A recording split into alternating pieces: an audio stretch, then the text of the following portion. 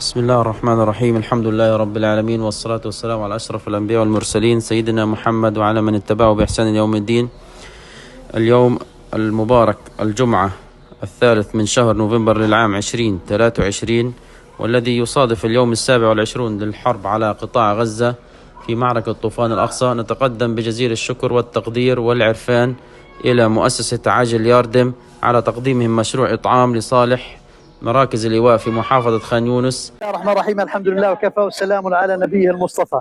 يقول الرسول صلى الله عليه وسلم: المؤمن للمؤمن كالبنيان المرصوص يشد بعضه بعضا.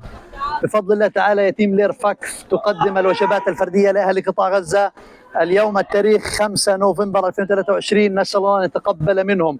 بورك لكم في عطائكم وجعله الله في موازين حسناتكم، والحمد لله رب العالمين.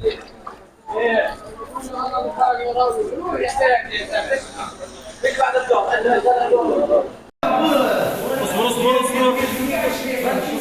ارجع عشان لابس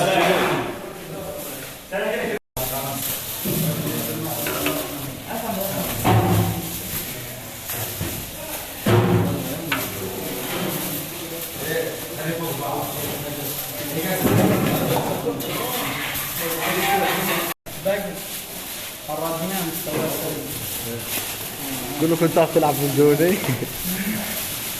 يلا